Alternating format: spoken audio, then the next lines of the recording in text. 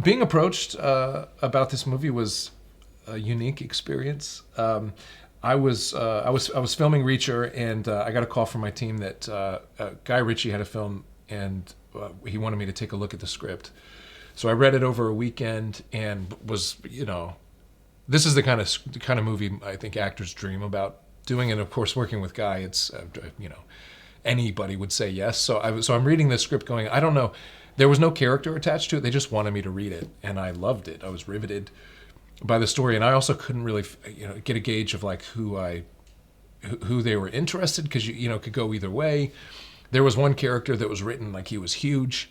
There was another character that I was very interested in because he's kind of he's the character I'm playing now, but he was a badass, and so I was like, I told my team I loved the script, and Guy wanted to jump on a Zoom. So I get on a Zoom with Guy, and usually, there's like a few minutes of chit chat and you get to know each other. And then it's like, okay, so let's talk about this character. Let's talk about this movie. What do you see? What do I see?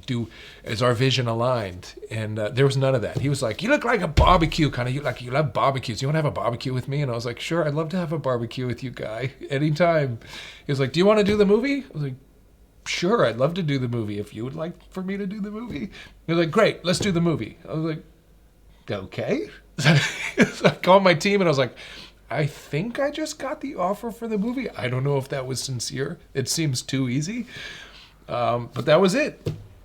And then we did a deal for the movie, and then I'm playing Anna's Lesson. When I started studying these characters, I read 3 books about both the character that I play and the Ministry of Ungentlemanly Warfare, these declassified documents in 2012. And I'm disappointed that I didn't know more about these characters and these stories already, that, we're not like taught the lore of who these guys were in school. They're so heroic. And I think anytime you have these kind of protagonists that are historical but larger than life, they deserve to be seen in all their glory, the size and scope of what they were, their stature, deserves to be spread across that large screen, I think so. I think it's the only way to see this.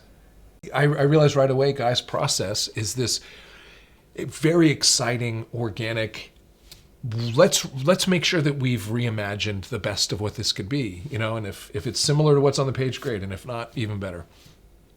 So it really puts you on your heels as an actor, especially when you're playing a character like so foreign to you.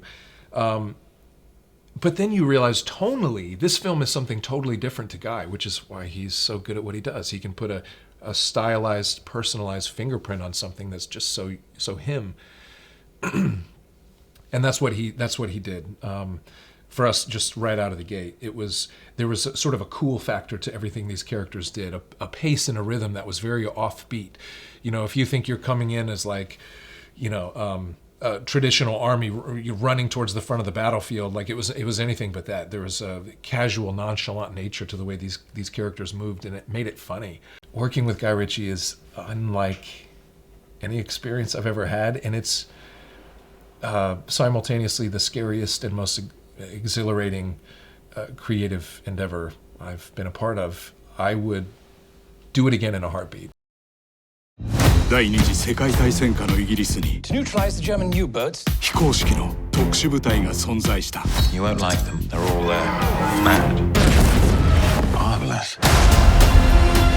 They're picked up by the Germans, torture and death.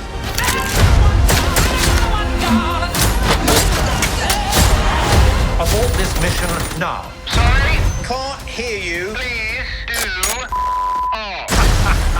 アンジェントルメン